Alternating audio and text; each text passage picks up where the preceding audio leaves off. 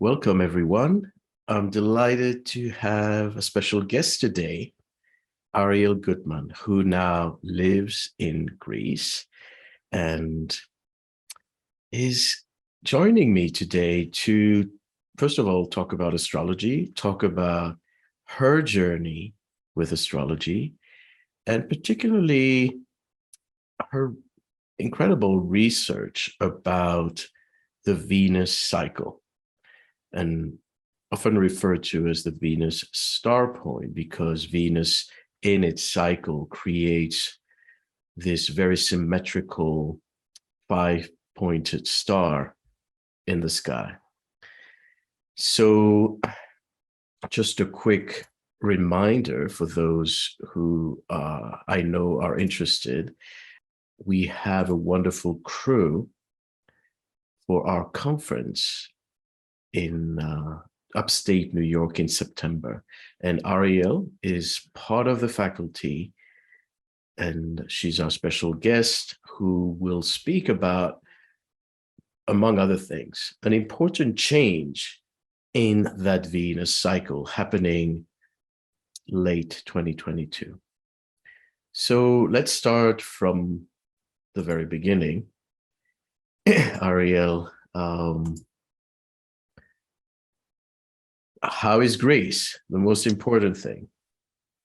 Well, this is the sunset view from my terrace where I live. So I don't know if you can see the whole thing, but we can see it. It's a beautiful sky here. It's of course a western sky facing western view. And I love it where I live, but I must say 2022, I'm very lonely. That sky is very empty in the evening. There's nothing there except the moon occasionally. You know, the first quarter or so of the moon after the sun sets, you could see the moon, but then it moves over to the other side as it starts to get full. And we don't have any planets in the evening sky right now. They're all in the morning sky. And soon that's going to shift. And you know, with so many people doing sky astrology now and us really making contact with the planets, it's almost like a visceral feeling that you get when you tune into the, when you actually tune into the objects in the sky. And so I'm looking forward to later in the year when we get some action in the evening sky again. Well, we wake up early. And we find them congregating. And it's, you know, you bring up an important point, and that's the fact that there is a return to astrologers returning to watch the sky. You know, this has been strongly, you know, part of the shamanic astrology movement. Right. Daniel Gemario and Gemini Bread and Gary Caton and many others, and you. And I think that's so beautiful and important. And Venus is such a bright light, you know, the brightest light after the moon. Right. And it's part of so many traditions, the Mayan traditions including. So let me ask you, first of all, you know, how you were introduced into astrology, and then what brought your interest particularly on Venus? Okay. Well, this was the early 1970s, and I basically was searching. I hadn't decided on a career yet. I had some ideas, but I went to Europe, and it was in Europe, and most importantly, it was in Greece on the steps of the Acropolis in Athens that my traveling companion at that time and I were talking about myths, mythology, Athena, all the myths of Greece. And then he started bringing up astrology. and all the different relationships between them. Although at that time it was really a basic, comparison. There hadn't been a whole lot written about the two merging together at that time. But he was quite well versed in both astrology and mythology, and really piqued my interest. And when I came back from my trip and to go back to university and carry on with what I thought I was going to do, I realized I don't want to do that at all.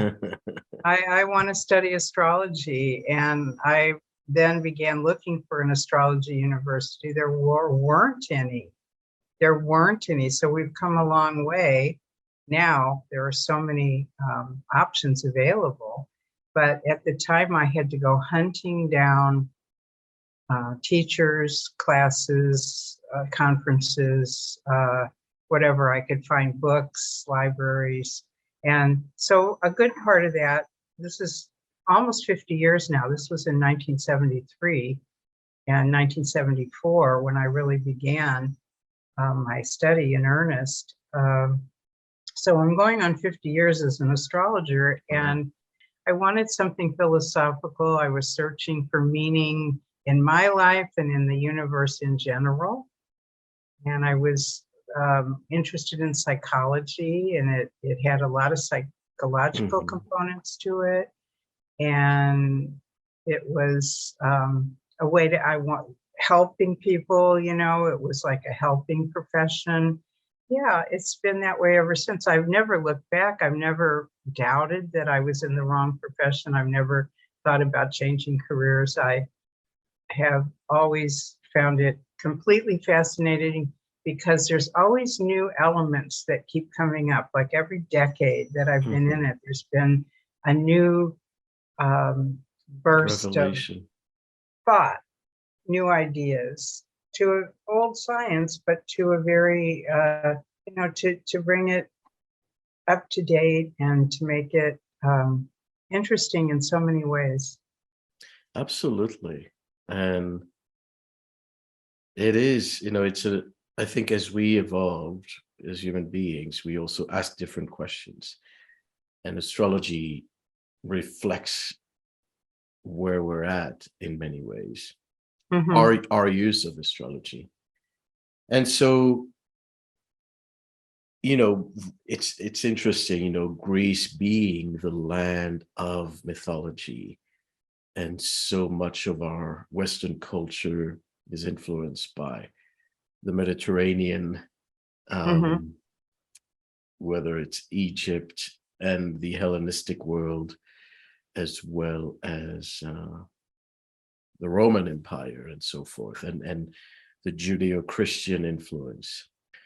So much, so much has, when we look at these myths, they represent forces of life, I believe. They're not just the drama of Zeus and, Hera and all the players. They represent, I believe that part of the reason why we resonate with these myths is not so much because it's Greek or Roman or, Hebrew or Indian, but it is because it's part of our experience of nature. And even if we were living in an isolated island, we would find similar parallel myths that would encapsulate those different forces and parts of our psyche. Right. Yes, and I think you're right. I think the Greeks and Greco-Roman Empire and the surrounding areas, Egypt, Babylon, etc., had a way of codifying it. But all the nature religions from all over the world, I remember one of the first classes I was doing in basic astrology, we were working with the idea that so many cultures around the world from distant lands had names for each of the planets, and they weren't the same names. It was in their own language, but they meant the same thing. It was almost like the interpretation was so similar. Venus has always been dazzling and beautiful, and in all the cultures that have named her, she's been a goddess, she's been radiant, she's been full of light and brightness. And it's true, when you see a Venusian archetype walk by, a really strong Venusian archetype, it's a head turner. You can't help but, and it's not just maybe the physical beauty, there's a presence, there's an energy, a radiance that comes from within. And Mars was always the red planet and considered associated with war and so forth. And so those were some of the first questions I asked in my early astrology classes, was why was Venus interpreted this way, or Jupiter that way, and Saturn this way, and which then led me to mythic astrology, and working on 2 volumes of mythic astrology with Ken Johnson. And that was what consumed me for most of the 80s and the early 90s, was working on trying to put together correlations between the myths of, the archetypes and the myths of Greece, and then, the planets, the asteroids, the things that we use in astrology and how they're connected. Yeah, I think this is very important as astrology practitioners and students. What we find now, is the astronomers are beginning to use names for the new bodies outside the Greco-Roman pantheon. So, we have Hawaiian figures and Inuit, Maki, Haumea, Maki, Gong Gong, and Sedna. Yeah. And so that, it's fascinating to see those, those new influences that are not new to them, but new to the collective of astrology. And yet, as you just said, it's not really that different. Those themes can be found in every culture pretty much. And so how did Venus call you? What was the process there? Because that was so interesting. I had just finished my 2nd volume of mythic astrology, and it had just come out in 2004. And I was so happy to be done writing. You know what it is, what it takes to write a book. You're immersed in it, you're living with it, you're sleeping with it, you're breathing it all the time, and you don't really have much of a life outside. It's like your mind is constantly working on that book. And I thought, oh, I have a life again, But it was the spring of 2004. I was getting ready to go to France to lead a small group of people on a sort of a goddess exploration tour of France and southern France and the Black Madonna and this whole idea of the feminine. And I noticed that on that trip, Venus was going to be going retrograde.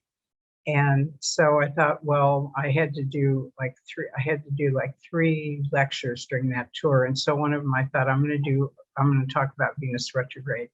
So I started researching Venus retrograde, one coming up in 2004, would be a really important one because it was the first transit of Venus across the sun, which there would be another one later in 2012. And then I thought, okay, when was the last Venus retrograde? And I looked at that. And what was the one before that? And I looked at that. And I just kept looking back. And suddenly there was the 5-pointed star of Venus, which I had heard about. I had read about.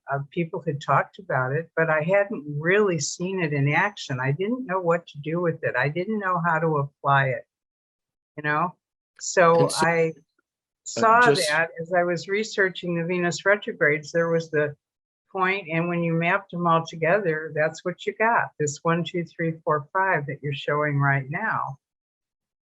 And it was amazing to me. It was such a revelation, and I went, oh my goodness. And then I thought, okay, let me keep mapping this. And then I saw that it just keeps repeating the same signs. 1 degree back, it ratchets about 1 degree back or 2 degrees back every 8 years, moving clockwise. It moves the Venus star. I call this whole thing, the 5 points, the Venus star. And then each individual point, a Venus star point. So all of us are born on a Venus star point, but we are part of the 5-pointed star of the time we are born. So we actually have all 5 points working for us in our chart. If you overlay the 5 points around your birth over your chart, you will see what houses, because it's a slow process of movement. And it could stay, those 5 points could stay in just 5 houses of your chart, especially if you're doing whole sign houses, but they could stay in 5 houses for most of your life. And every 8 years when Venus goes retrograde in that particular, let's see, it's the 10th house. You know, it's going to be like a heartbeat or a drum beat in that house, and it's going to focus on that time. So not only did it open up, I mean, this material came to me that's filled up a 400-page book, you know, trying to describe the Venus star and explain it and interpret it and use a lot of research examples of how it works for people individually and how it works in relationships and how it works as almost like a time clock. It's working like a clock behind the zodiac. We don't even know it's there, but you know, we know where Pluto is and Neptune and the nodes and everything else, but we don't always know where the Venus star is. And it's become a really useful tool in determining these incremental periods of time. I don't know about you, but I can't work with 10 years ahead or, you know, it's like I want to organize my life or try to organize my life around smaller periods. And this Venus clock allows you every 9 months to shift gears. Now, certainly it might take more than 9 months to finish a project like a book or something, but it helps you focus the energy on, like when people say, well, what should I be doing now? I'm feeling kind of lost. Where should I focus my attention?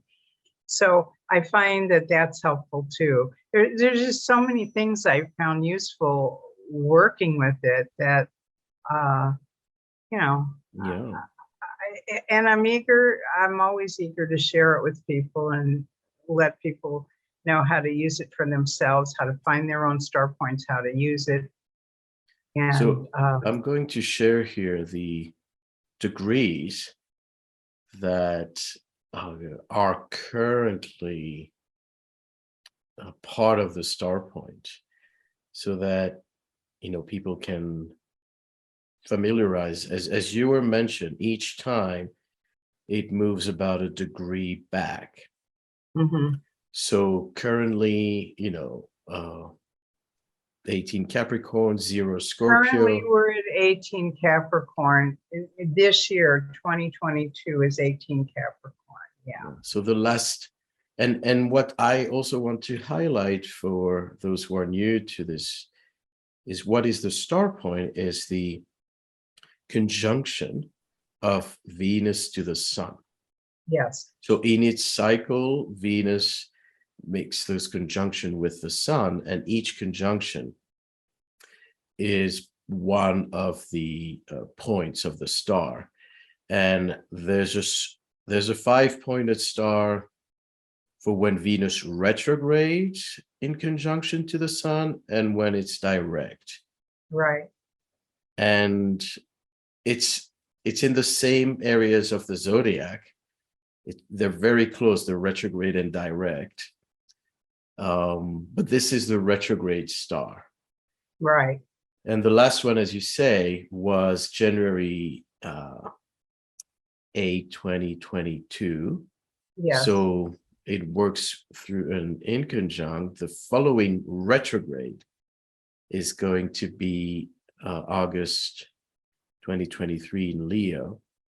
But they shift from one conjunction retrograde to one conjunction direct to one conjunction retrograde, right? Right. So there's going to be And one direct between those two. yes, and the direct one is later this year.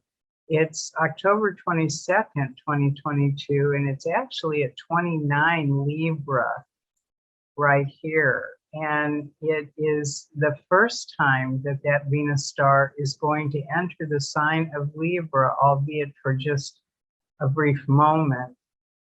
I'm showing it here.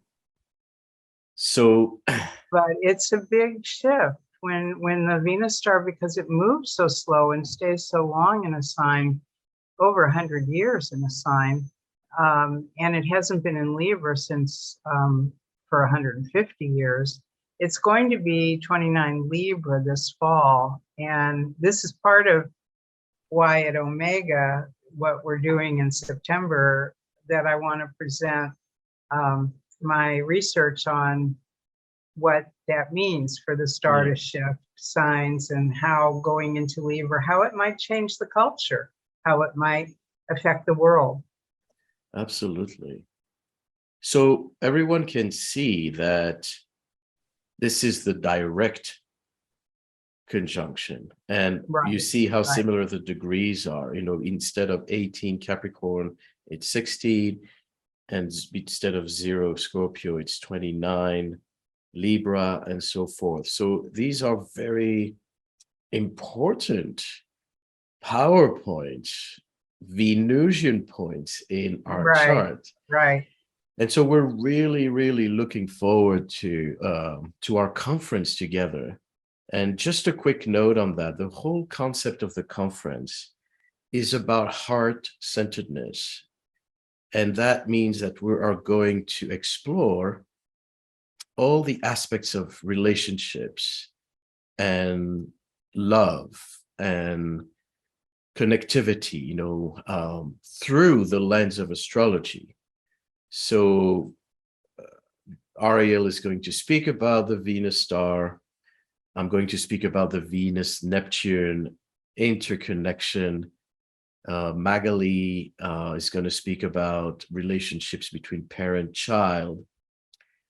And Ortley, Jupiter, you know, spiritual awakening with K, conscious love through relationships. So you see that the theme of the conference is about the Venus force, with the fact that it is shifting to a new sign, to the sign of Libra. And in, you know, in our culture, which is essentially competitive, you know, ambitious and aggressive, to recapture, recover, remember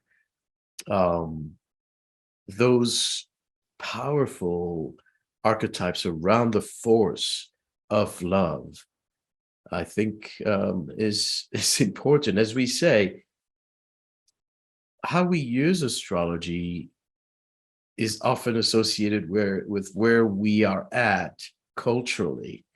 You know, what are the questions we ask?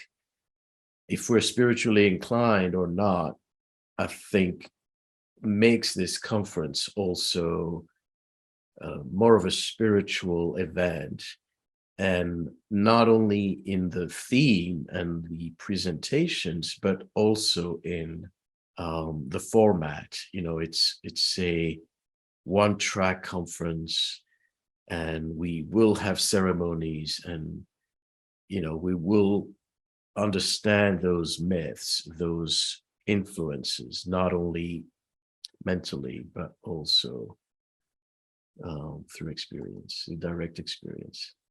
So that's, you know, it takes place about a month. The conference takes place about a month before that shift of the star point. And we want to, show it graphically here, but we're going to elaborate on this as we meet. My question to you were you. mentioning some of the key points about the conference and how we tap into love in the heart and try to diminish the aggressive side of life and so forth. And I think this is so tied to the theme of the star, the sign, the Venus star going out of Scorpio, where it's been for 100 years, into Libra, where it will be for the next 100 years. And sometimes it's not just one star point that changes signs, but two will change together. The last time that happened was in the 1980s. We had a shift of 2 star signs, and things really kind of shifted in the culture then. But what's coming on the heels of the new Libra star will also be the end of the Aries star.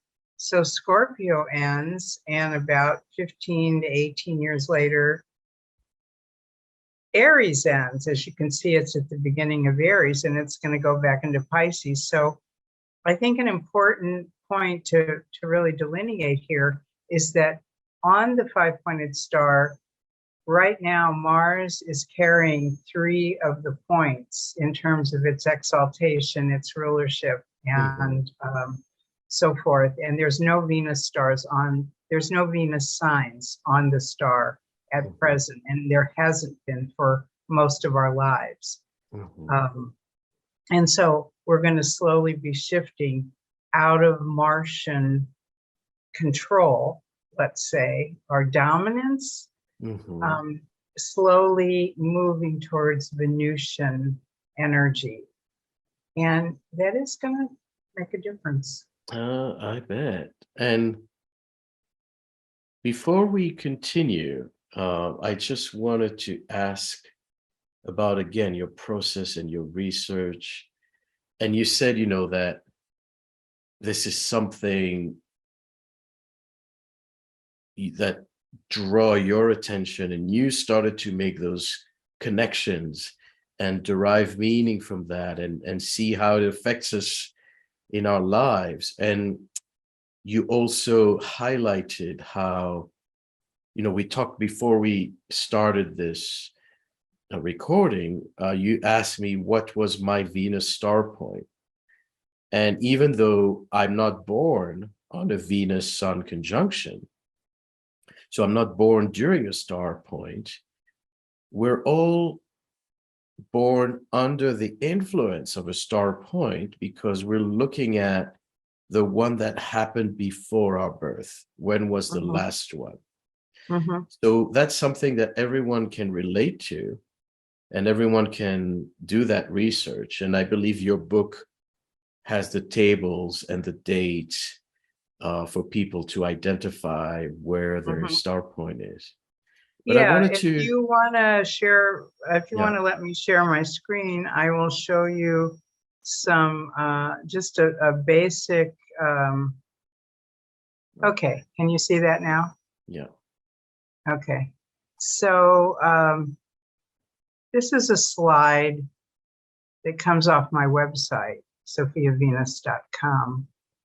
And there's actually a table of Venus star dates from approximately 1800 to 2050, where you can look up your star points. But the way this table works is every time there is a Sun-Venus cazimi, our star point, conjunction, cazimi star point, it lists the date, it lists the sign and the degree, and it also lists whether it was direct or retrograde, meaning whether if it was retrograde, it was the morning star came out of that, and if it was direct, the evening star came out of that.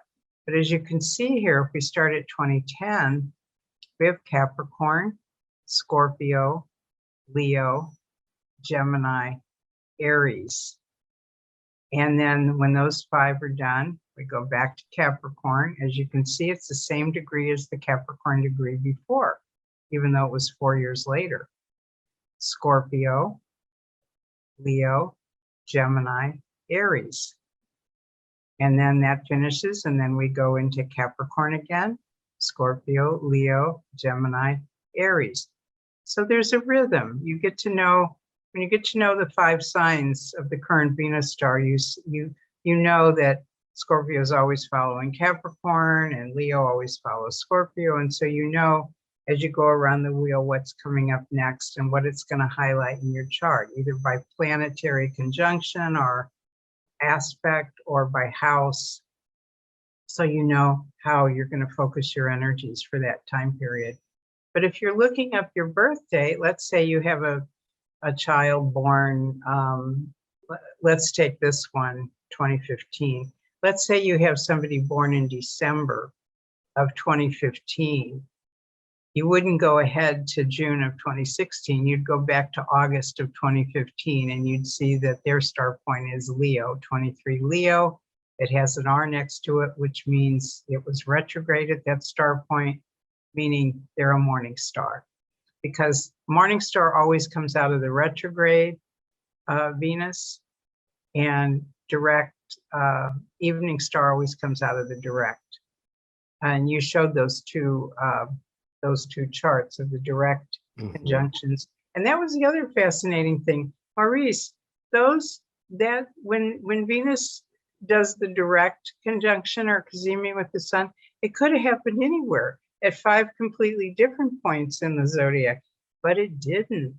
It happened pretty much right on top of the retrograde one. So this star is basically a fixed, it's a moving star, but it's fixed along a path. It's going along a certain path that it's slowly rotating around the zodiac. And it repeats, the same 5 star points repeat every 250 years, which brought me to the idea of Pluto, which has a 248-year orbit. And I thought, this is so interesting that the Venus star cycle return is just almost exact to a Pluto cycle return.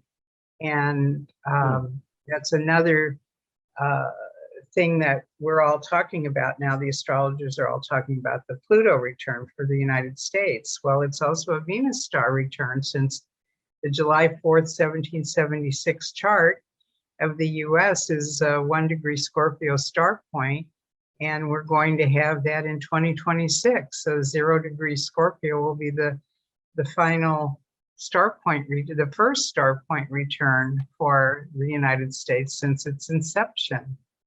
Fascinating. Now, let me ask you something I'm not getting, right now as you are mentioning it. How can, if Venus spends about 100 years in one sign, in Venus star point, how come it only takes 200 years for a full cycle? You think it needs to go through the 12 signs? 250 years to go from, let's say, the head star point to the next arm, to have the same 5 degrees all the way around. So it's in a sign for 100 years, and then it's absent from that sign for 150 years. So then you get your 250-year kind of return. I see. So the return is kind of saying that one of the points shifts to the next following one in a way. Exactly. Yeah. Okay. That I makes call sense. them arms and legs. I call it the head, the 2 arms and the 2 legs. So the head point right now, if we're charting 2022 January, it's that Capricorn point. If you the star point you were showing, the star that you were showing before, I wonder if I have that chart in here. So here's the Capricorn star. Well, let's call that the head right now, because that's where it is. And I call these 2 points the arms, and these 2 are the legs. So for this point, Capricorn to shift all the way over to this point, Libra, and Libra to go to Leo, etc., and for them to rotate 1/5 around the whole wheel, that's 250 years. So for a complete return of the same point to the same point, it would take 5 times that, which would be 1,250 years approximately. Exactly. Great. Lots of important numbers. You know, we speak about 8 years for the Venus to go through the 5 points. And the fascinating thing, you know, when you speak about this and how it's a fixed pattern, it's the beauty of it is the symmetry, how the Venus cycle is so symmetrical, and it represents some kind of sacred geometry, which we find in everything that appeals to our senses, especially visual. So there you go. You know, we see how we naturally respond in a trusting way, in a benevolent way to the 5, symmetrical points. Venus born on a shell, and Venus is so associated with the sea and shells and starfish and all these nautilus shells. The spiral is this. In myth and fairy tale, the apple, the golden apple, has been a very strong representation of the feminine force for either good or evil. There's the apple in the Garden of Eden, and there's the golden apple, and it's been woven into many stories and myths and fairy tales, but it's all associated with Venus. I found this so interesting because its cycle emulates, its orbital pattern with Earth around the sun emulates the golden mean, or the Fibonacci sequence, the golden ratio, the golden section, whatever you want to call it. It was one of the first things I learned, like a long time ago in a photography class, was that the golden mean was important, and that it was used in art and design and architecture throughout the ages by the masters, and that it was a harmony that was pleasing and beautiful, and it was harmonious. And I thought, all these things are Venus, pleasing, harmonious. We feel good when we're around them. So that's part of it too. It's embedded in the Venus-Earth orbit. And as you did your research, you said that, you read some material on the Venus. So this is the whole Venus-Sun cycle, which is forming that rose, the petal, that flower in the center. Yes. Were you, was there a particular author or ancient text maybe that that you derived your inspiration from as you continued that research?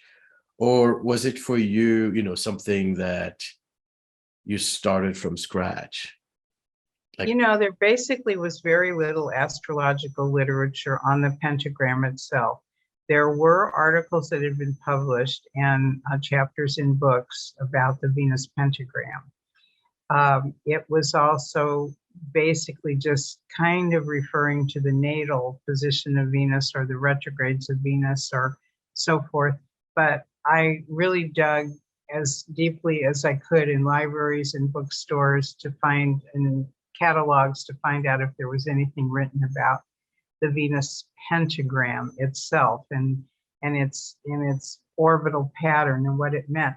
And I had to actually look outside of astrology to find those the key elements, and a lot of it was in literature that had to do with sacred geometry and some astronomy, some books on the golden section and the golden mean. There was a fabulous little book that's come up recently that I used that wasn't necessarily an astrology book, but it kind of is.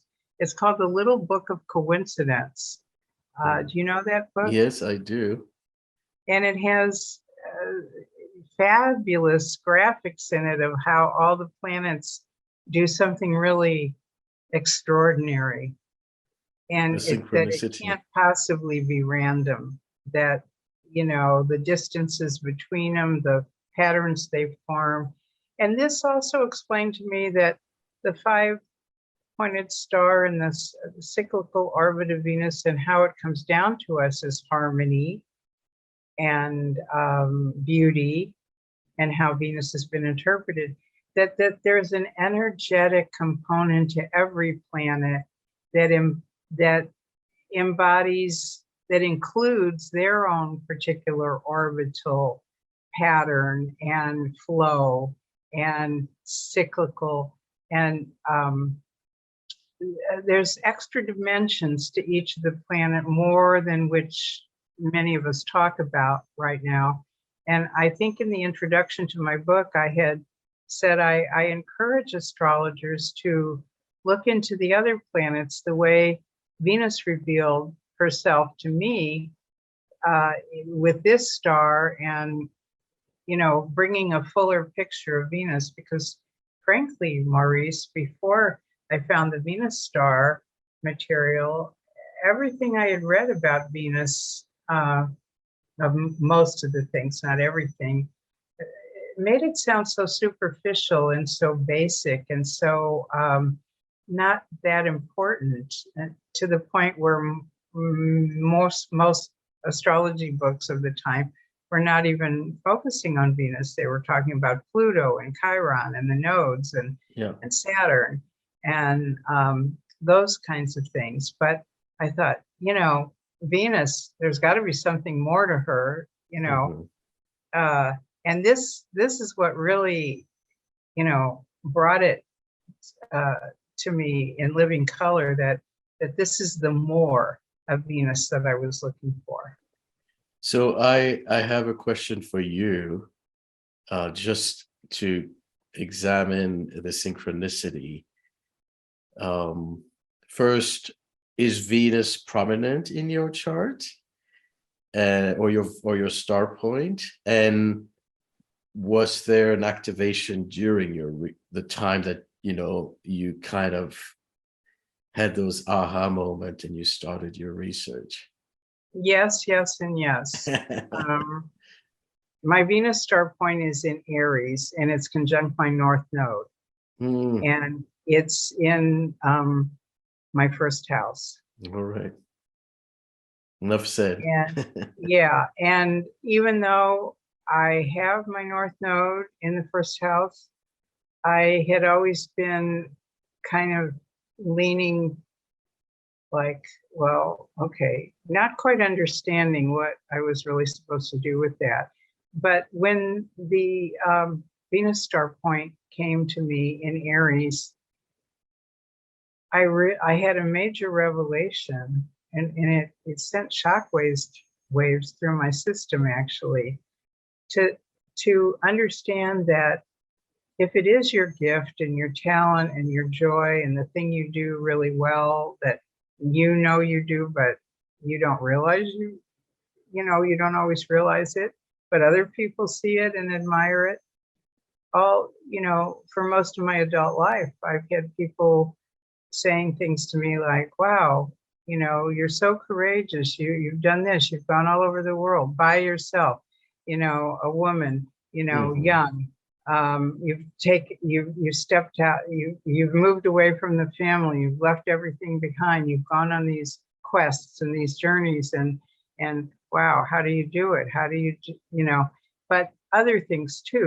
And you've taken action, Aries, to kind of rediscover and reintroduce this Venus paradigm to the astrology world, which is, I think, also an Aries expression of that.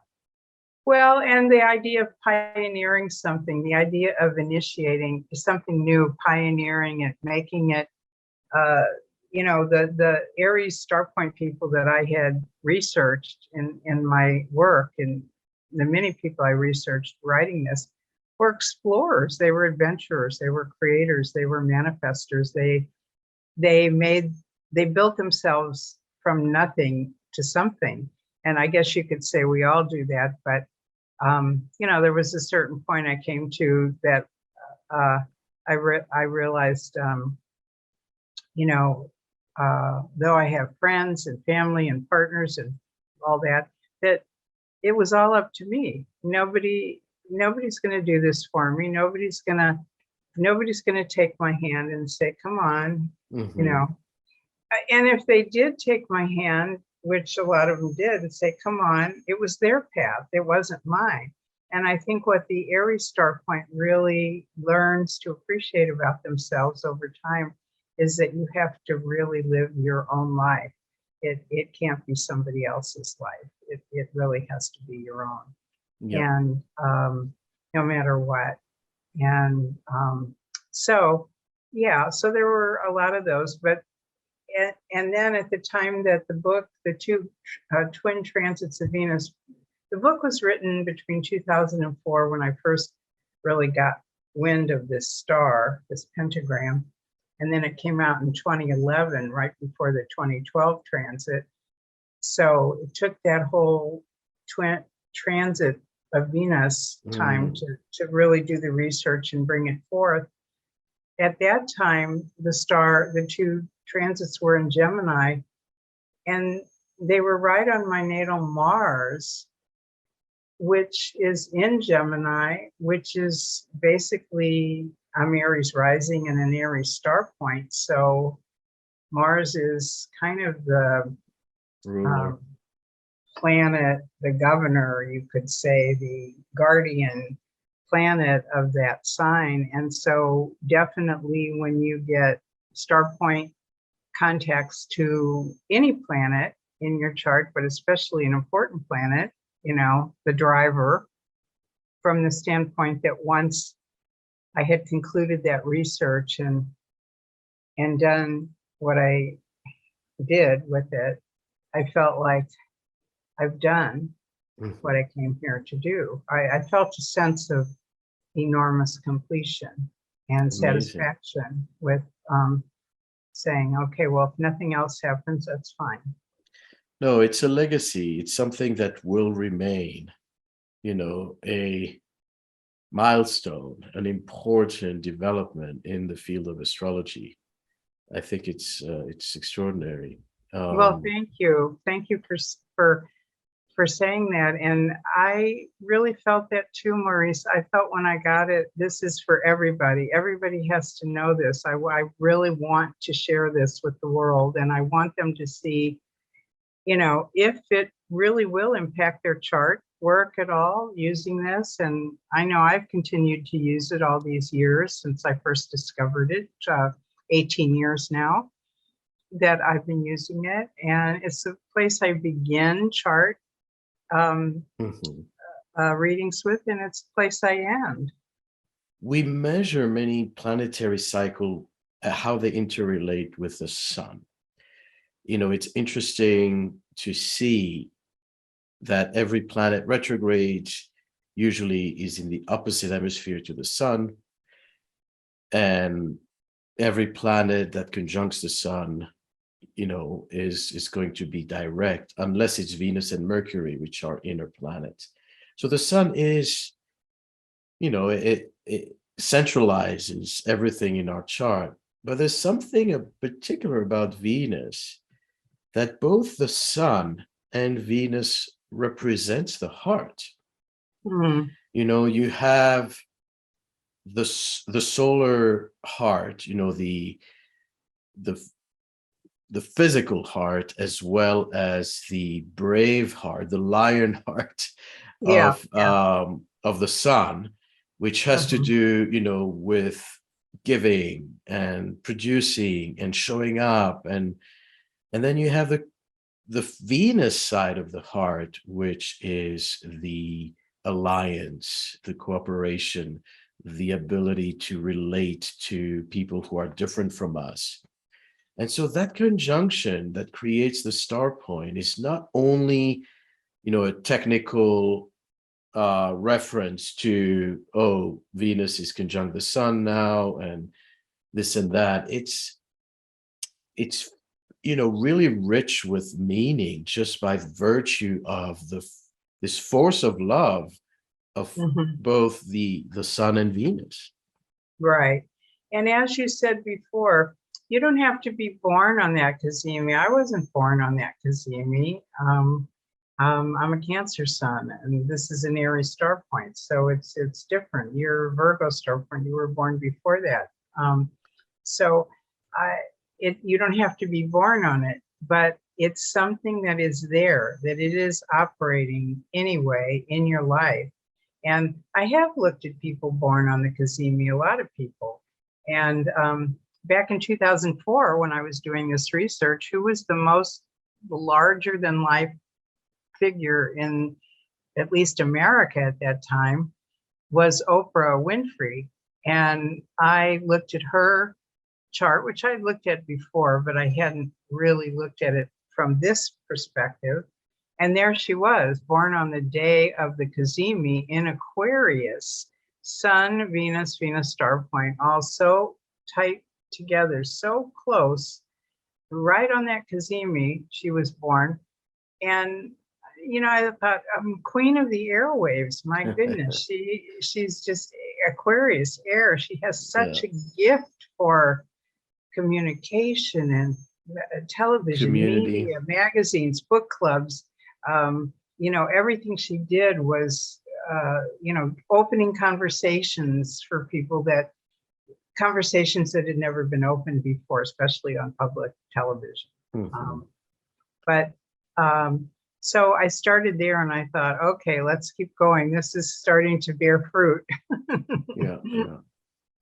And also, you're going to elaborate on that during our conference through your 3 different presentations. So you're going to touch on the different aspects, how to use the star point and what this coming shift means on a global and personal level.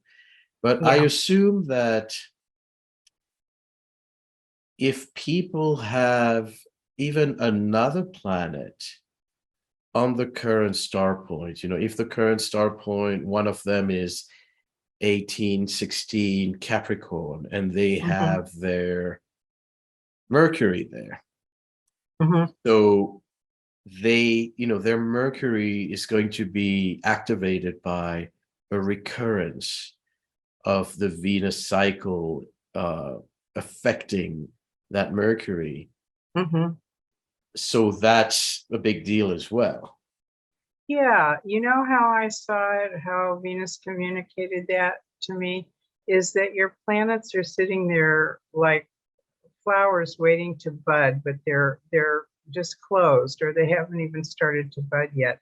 But when the Venus star passes over that planet, the flower opens, the bud opens and comes into full flower, and it releases its energy. So if it's coming to your Mercury for the first time in your life, which it would by conjunction, it will never repeat. Might have another aspect from another star point along the way, but it will never be conjunct your Mercury again. That is the flowering of your Mercury in your life. And it works that way for just about every planet that it touches. Beautiful.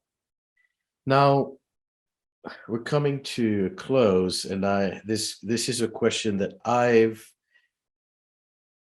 contemplated on, and I wasn't too satisfied with existing interpretations.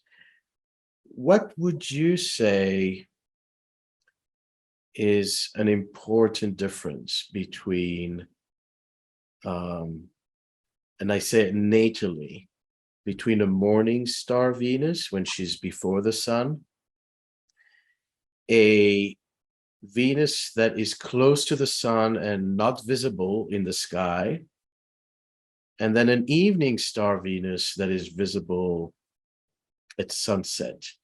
I mean, I'm sure that we can write a whole book on this. But do you have I'm glad you differentiated just between morning and evening, because there is a place where people are born when the star shifts from evening to morning or from morning to evening. And then they have basically components of both inside them, you know, characteristics of the morning and the evening. But if they're pure evening or pure morning, it tends to be interpreted as the morning star, because Venus is retrograde, it's closest to the earth, and it is more influential in matters on the earth, like politics and business and economies and things like that, that the morning star Venus tends to be more practical, more realistic, more earthy, more grounded, and in more matters body centered. in every in Venus Well, matters in or in Venus general? matters, and it can extend beyond Venus. It can extend into a general way of being. Whereas a pure evening star will tend to be more idealistic, more airy, more intellectual, or spiritually oriented. The evening star Venus comes from the superior conjunction, where Venus is on the far side of the earth. It's as far away from the earth as it can be. And so it is actually in the sky. It's in the stars. It's dancing in the stars, right? Whereas the morning star Venus is as close to the earth as it can get. It's exerting a powerful relationship between it and the earth, whereas I think that the evening star has a powerful relationship with the sun and Venus. So it's like sun Venus or earth Venus. But I have tended to see this bear out in people that are morning stars and evening stars. Now, if you're born within 3 months of, let's say 2 months anyway, of the changeover from the morning to an evening, at some point in your life, you're going to get to progress. When your sun progresses to that degree of the next star point, Venus will be there too. So you will become something new. Now, there have been some of my I have a program where I train people, astrologers, to take the course and study and become certified as a Venus star teacher. One of my Venus star teachers came up with some illuminating research on people, feminine to masculine, in terms of gender identity and times in which they decided to make that change, or to make that announcement, or to actually go trans, or to whatever, but to identify themselves as the opposite gender. Yeah, exactly. So I thought that was kind of interesting too. Now, that was somebody else's research. I didn't delve into that as much, but I did look at one illuminating example of that in our time recently, and that was Bruce Jenner, who became Caitlyn Jenner. And when Bruce became Caitlyn, the star point was activating her sun, her moon, and her ascendant, all three at one time. Because she has a sun square moon right on the ascendant. One of them is conjunct the ascendant. I forgot which one, but the sun. But okay, so that, in a way, that set up a pattern in her life for her having to act like somebody who she really wasn't at all. She was playing a role, right? But then when that star point in early Scorpio, because it's like it's about 3 or 4 Aquarius to 3 or 4 Scorpio, that square. And so when the star point couple of 8 years back or whatever was right on 4 Scorpio, that's when she became public with, I am Caitlyn, and here I am. Fascinating. I'm going to quickly share one slide, if you can unshare. Yes. And show the what you were talking about as far as the distance from the sun. I mean, this is a quick illustration that when Venus is retrograde, it's between the sun and the earth. So it's the closest to the earth. And when Right. Venus is direct, conjunct the sun, it's behind the sun. So it's really far away from the earth. And that's why Venus in the morning, as a morning star, Venus retrograde is much brighter Mhm. in the sky. You know, it's dominating the sky when you see it, when it is retrograde. I will also, just for clarification, the morning star Venus is activated by the retrograde cycle, but it could go direct after a certain point. So some people are born with Venus direct as a morning star, correct? Let's see, Venus direct as a morning star. After it finishes the retrograde cycle and it starts to move forward, it's still a morning star. Well, until the Cazimi. Yeah. And the Cazimi happens about halfway through the retrograde cycle. Exactly. And you know, the only this is what's a little muddy about the fact that Venus, that I don't know how I would explain this to a computer, but the idea that you can be born with, let's say like Oprah was, with the sun and Venus already in Aquarius, but not yet at the star point, maybe a week before the star point, but they're still both in Aquarius where the star point's going to occur. So I would still take her as an Aquarius star point rather than going all the way back 9 months earlier to the previous Aries star point. I see that relevant also with eclipses and prenatal eclipse. Oh yeah, yeah. That when somebody is just born, you know, a week or a couple of weeks before the eclipse, that future eclipse can be more prominent than the one that happened, right, you know, 6 months prior. Yeah, I have often wondered about that. I know somebody in very close relationship with that was born about 2 weeks before an eclipse. And I could not at all relate to him as the previous eclipse. He just seemed to be much more in tune with the next eclipse. That's my observation too. Yeah.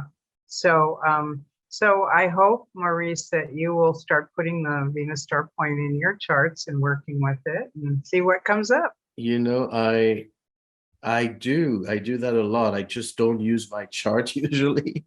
I'm kind of forget about myself, but I am very fascinated by this, and I am looking forward to more, and going back to again coming together in the beautiful Indian summer in New York State. We're going to meet September 16, 18 at Omega. Fascinating presentations, fascinating presenters, co-sponsored by OPA. So this starts on a Friday evening until Sunday noon. And it's in this retreat center, where most, some of the great teachers of our time at Omega Institute are teaching. So it's a privilege to bring astrology to that venue. Right. And the food is great. They serve healthy food, and the sense of community is great. And it's really a unique experience. Yoga, ceremony, and lots of love from the stars. I am so excited to be part of this faculty. I must say, I'm very, very honored to be part of it with these great astrologers, yourself included. And I love your work, and I can't wait to hear what you have to say to us. Beautiful. Thank you so much, Ariel. Thank you. Thank you for having me. And Kalinechta. Kalinita.